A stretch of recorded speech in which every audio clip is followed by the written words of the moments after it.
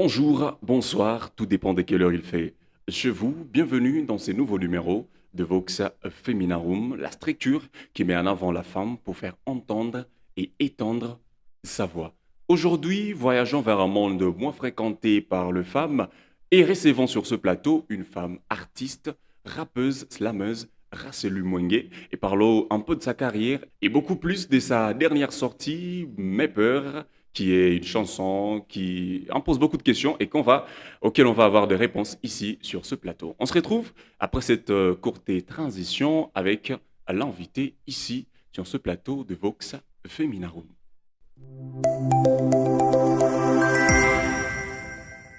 De retour sur ce plateau de Vox Feminarum, déjà avec l'invité à qui j'ai dit bonjour et bienvenue. Bonjour. Alors avant d'entrer d'abord, avant de développer cette émission, dites-nous qui est Racelu. Euh, Racelu, c'est une artiste slameuse et rappeuse de la ville de Goma qui fait du slam. C'est pas un slam, je dirais pas révolté, je parle plus de moi pour voir s'il y a des personnes qui peuvent se reconnaître dans mon art. Ok. Artiste rappeuse et slameuse. Laissons le côté slameuse et parlons du côté rappeuse. Qu'est-ce que ça vous fait déjà, vous, une femme dans le rap? C'est un peu compliqué, c'est pour cela que j'ai parfois du mal à être rappeuse. Je me Mhm. dis que je devrais peut-être rester slameuse parce que je me dis c'est un truc qui ne me convient pas. Mais quand je fais du rap, quand je termine par exemple d'écrire une chanson rap Mhm. et elle est terminée, je me sens tellement bien. Ça me fait du bien d'écrire du rap, un peu plus que écrire du slam. Et tu n'as pas un peu peur de ce que les gens peuvent dire, pardon, le jugement des gens? À une époque, j'en avais peur Mhm. et c'est de ce que je parlais dans ma chanson La faute à me peur, Mhm. mais j'ai dépassé cette étape. Ok. Aujourd'hui, je n'ai plus peur de ce que les gens pensent du fait que je sois une femme qui fait du rap. Alors, bien que vous soyez rappeuse, le rap est connu comme un domaine dans lequel beaucoup plus, ce sont les hommes qui évoluent dedans. Alors, vous, quand vous vous retrouvez dans un cercle de rappeurs, vous seule, la femme, comment vous sentez déjà? Euh, Moi, je pense que quand on est dans une activité où il y a que des rappeurs ou une répétition, il n'y a pas plus l'esprit des sexes, Mhm. surtout quand il s'agit des rappeurs et tout. Ok. Actuellement, les rap games ont un peu évolué. Il n'y a pas d'histoire des sexes quand il s'agit de rapper. C'est rapper. Ils peuvent dire ce qu'ils pensent. Peut-être ils le disent là où je ne suis pas, mais là Mhm. où je suis, quand on discute et quand on fait du rap, il n'y a pas question des sexes. Et vous, personnellement, quand vous rappez, est-ce que vous ne vous sentez pas un peu masculin? Ça, c'est une question un peu compliquée, je dirais. Mhm. Je, je ne me sens pas masculé que quand j'essaie de rapper. Je me sens masculé du fait, je dirais, du fait de ma façon de m'habiller, de ma façon de me comporter. Mhm. C'est, c'est une question d'apparence, mais la femme que je suis est toujours là. Et comment déjà les parents avaient pris cette nouvelle quand les parents ont appris que non, notre fille est devenue rappeuse? Au départ, c'était compliqué. J'avais un peu de problème avec mon père Mhm. parce qu'il voulait que je continue mes études d'ingénieur. Ok. Mais vu qu'il est arrivé à un moment où il était incapable de me payer les études, il s'est dit que j'avais le droit de faire ce que je veux de ma vie, vu qu'il ne peut pas m'offrir la vie qu'il voulait que je puisse avoir. Et aujourd'hui, est-ce que les parents sont fiers de ce qu'est devenu Racelu? Je ne saurais pas, vu que j'ai jamais posé la question. Ok. Ah, ok. D'accord. Alors, parlons un peu du côté slam de Racelu. Déjà, pour que je puisse comprendre, moi, personnellement, c'est quoi la diff entre le rap et l'islam? C'est une question des mesures et des temps. L'islam, on peut le faire sur une mélodie Mhm. sans compter les rythmes ou sans suivre la musique, mais le rap doit être fait avec une musicalité qui est rythmée, qui a des temps et des mesures pour que ça soit le rap, quoi. Ok. Et entre le slam et le rap, qu'est-ce qui était venu avant l'autre d'abord dans vous? Qu'est-ce que vous avez commencé avec? J'ai commencé avec l'islam. Euh, la première fois que j'ai côtoyé les gens qui faisaient d'islam, j'étais arrivé, j'avais rien dit, j'étais juste assise là-bas. Et puis, je me suis levé, j'ai fait un texte, et puis on m'a dit que, à la base, quand on t'a vu, on ne voyait pas du tout une slameuse, nous, on s'entendait à une rappeuse. Mhm. Et puis, je me suis un peu posé la question, je me suis dit, comment ça se fait. Il faudrait peut-être que j'essaie aussi le rap, mais j'avais commencé au départ par l'islam. Ok. Et c'est depuis quand cette histoire d'amour entre vous et les rap? Euh, Ça avait commencé en 2021 Ok. quand j'avais participé à une activité slam. Et puis après cette activité, j'étais vraiment intéressé par l'islam. J'ai commencé à écrire. Mhm. Et puis un peu plus tard, c'est en 2022, au début de 2022, que j'ai commencé à côtoyer des slameurs un peu connus dans la ville. Et c'est là que ma passion a vraiment grandi. Je me suis dit que je ne voulais pas lâcher l'islam pour rien au monde. Et aujourd'hui, depuis 2022 jusqu'à aujourd'hui en 2026, est-ce qu'il y a des gens qui s'inspirent de Racelu, qui viennent vers Racelu et disent voilà Racelu, encadre-nous, on veut être comme toi. Ouais, il y en a plusieurs et je l'ai fait avec plaisir. Donc on peut dire que Racelu, c'est une influenceuse. Je dirais jamais ça, je ne suis pas Ouais, influenceuse. parce que tu parviens quand même à. Avec ce que tu fais, tu parviens à amener les gens à te suivre, à suivre tes pas. Je dirais que j'inspire plus les gens, mais je ne joue pas les influenceuses. Ok. Alors, parlons beaucoup plus de cette dernière sortie. Déjà, depuis 2022, vous êtes dans le game, mais seulement, c'est ici en 2026 que nous venons de voir votre première chanson sur le réseau, Mes peurs. Pourquoi déjà toute cette absence avant de vous lancer de ces côtés? La réponse, elle est simple, c'était de la faute à mes peurs. Ok, comme le dit la chanson. Ouais, Et c'était déjà quoi ces peurs? j'avais peur de ce que les gens pensaient de moi, euh, ce qu'ils penseraient de ma première chanson.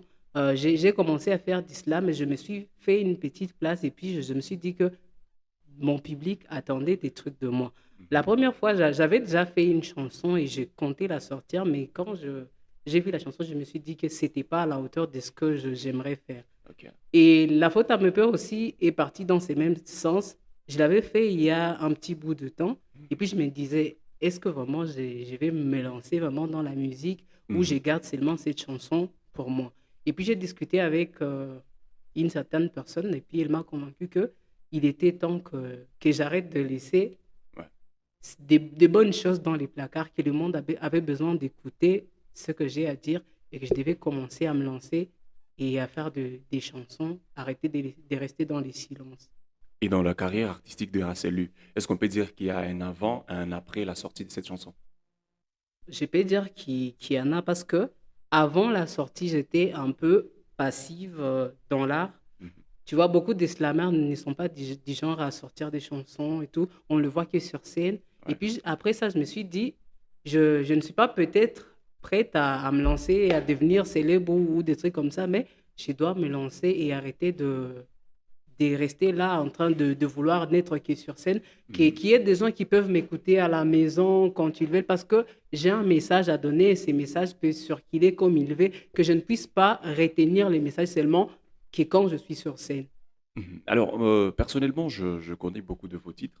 Je vous ai déjà vu sur scène, je vous ai déjà entendu faire beaucoup de morceaux, mais de tous ces morceaux que vous avez déjà réalisés, vous avez choisi seulement de lancer en premier Mes peurs. Pourquoi? Euh, Mes peurs, c'est une chanson, je dirais, qui est emblématique pour moi. Mhm. Elle fait partie des chansons que j'ai écrites en premier. Et je dirais que c'est les deuxièmes textes rap que j'avais écrits. Ok. Et il me parlait beaucoup à l'époque et il me parle toujours maintenant. Je me suis dit que je devrais lancer cette chanson parce qu'elle exprimait beaucoup ce que je ressens, mais aussi j'avais besoin de laisser cette étape d'avoir peur à côté pour que je puisse commencer un nouveau chemin. Mais aussi, avec mes peurs, j'ai traversé beaucoup de moments artistiques avec cette chanson. À chaque Mhm. fois quand je la faisais sur scène, il m'a permis d'avoir plusieurs opportunités Ok. que je me suis dit que c'est une chanson qui portait un peu l'âme de ma carrière, Ok. que je ne devrais pas la laisser de côté, que le monde devrait partager cette âme avec moi. Un petit extrait de la chanson Mes peurs. Là, tout de suite. Ouais. Une vague des pensées, je me trouve insensé. Je suis un peu perdu sur le bon chemin. Dipé par leur vertu, je voulais les ressembler. Laisser celle que je suis, je peux pas, je suis pas maso. Amputer mon ego, qu'ils pensent qu'on est pareil. Abaisser mon niveau, qu'ils se croient supérieurs. Amplifier toutes mes peurs pour qu'ils se sentent à l'aise. Abandonner mes rêves pour habiller le leur. Mouler en paroles silencieux, mes avis sont tamisés, mes envies sont abusées, mes cris sont bien égouttés. Dans un langage incompris, je prie comme un égaré qui me perçoit déshabillé. Faire honneur à mon courage, ça paie comme une vraie pute. Mes craintes impudiques sont avec moi sur scène. Je redoute mon public, je me cache en coulisses. Ma chambre a 2 yeux où j'ai dompté mes peurs. Je ne peux exister au-delà de ces 4 murs, à moins d'amener avec moi la liberté que j'irai sans. Vous n'avez rien à craindre. Je veux garder mes vêtements et si mes pensées sont nues, c'est de la faute à mes peurs. Ouais, je rappe, je me cache. C'est de la faute à mes peurs. Je chante, je me cache. C'est de la faute à mes peurs. Wow. Ben, je voulais dire aux gens d'applaudir, mais il n'y en a pas. En tout cas, c'est quelque chose de lourd. Moi, personnellement, quand j'ai entendu pour la première fois la chanson Mes peurs, je n'avais pas compris le message dans la chanson. Il fallait que j'écoute 2, 3 fois pour que je puisse comprendre le fond de la chanson. Je pense que je ne suis pas le premier à vous dire ça. Votre message est beaucoup plus philosophique. Et est-ce que ça ne vous crée pas un peu de blocage d'écrire des messages dans lesquels, pour comprendre, il faut écouter 2 fois le titre? Ça me crée des problèmes, Mhm. je dirais des problèmes avec les gens qui viennent m'en parler. Ouais, Ça m'a déjà même fait une crise artistique.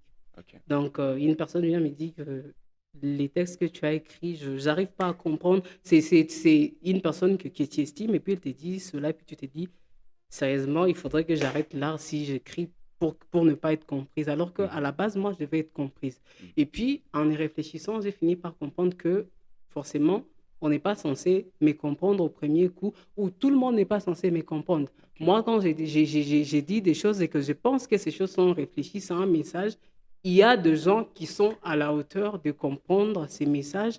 Et c'est à ces gens-là c'est pour ces gens-là que j'écris. Et j'écris aussi pour ces autres gens qui voudraient s'élever au niveau de comprendre ce que moi je sais de dire.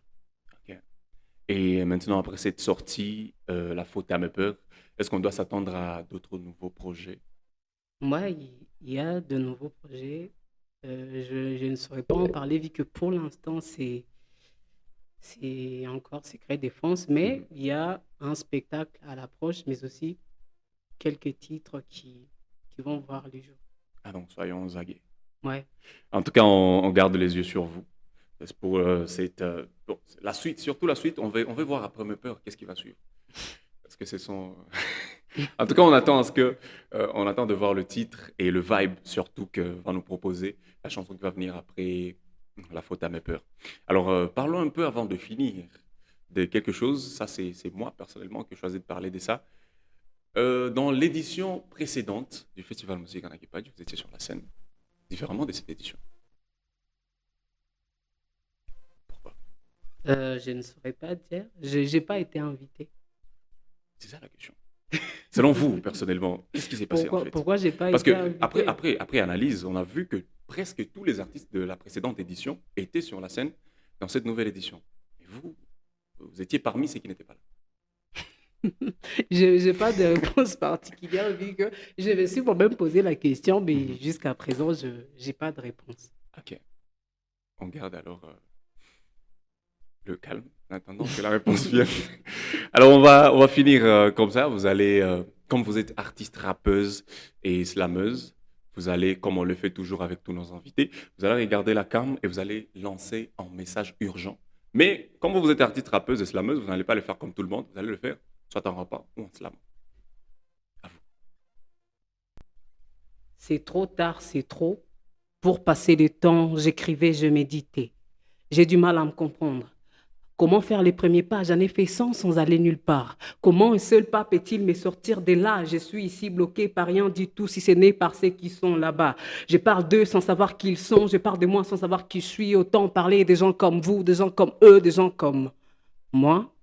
Suis-je des gens comme la plupart d'entre vous? Vous avez fait quoi au monde? Vous êtes tout, j'ai la corde au cou. C'était la vôtre avant qu'on me découvre différente. Nous étions dans le même sac, maintenant je suis seule. J'ai touché le fond, je suis en vrac, ça y est, je suis comme folle. Jamais comme vous, mais comme je ne sais qui. On est deux à être comme folle. Le sac est trop petit, comment toucher les fonds à deux? Adieu le moi, plus de vous près d'eux, hein. Nous. Le E veut être au-dessus de la loi. Le vous veut avoir quelqu'un à suivre. Le nous veut tomber de haut. Pourquoi pas du mot goma? Nous veut juste tomber amoureux. Des gens comme vous qui pensez qu'on est des gens comme tous sauf comme eux. Les poches vides qui aiment en crever et tuent l'amour bien trop tôt. Des génies qui n'ont jamais eu des lampes. Voilà pourquoi ils n'exaucent aucun vœu. Qui se frottent un peu d'humain. Ce n'est pas un complexe de Dieu. Le moi n'est jamais si singulier que ça. Il porte le pluriel de chaque regard qu'il a croisé. On n'est jamais seul à être différent. On creuse au fond de soi pour se trouver loin du déjà vu. Vie qu'on est fait des sables, une différence trouvée vaut de l'or. Vie qu'on est fait des sables, une différence trouvée vaut de l'or. Merci. Ah, ouais, c'est fort et c'est profond. Bon, disons que comme d'habitude, j'aurais à comprendre le texte après l'avoir écouté 2 fois. Bah alors, on va finir d'une manière très simple et vous allez maintenant lancer un dernier message à toutes les femmes, artistes, entrepreneurs, les femmes en général. Mais cette fois, ce message, ça sera dans une phrase. Dites une phrase aux femmes, une phrase auxquelles elles vont réfléchir. Et c'est comme ça qu'on va finir notre émission aujourd'hui. La seule phrase que je peux dire, c'est que être une femme, c'est pas qu'une question de sexe et qu'elle devrait réfléchir si être une femme, c'est quoi si c'est pas qu'une question de sexe. Alors déjà, ça, c'est une question très spéciale.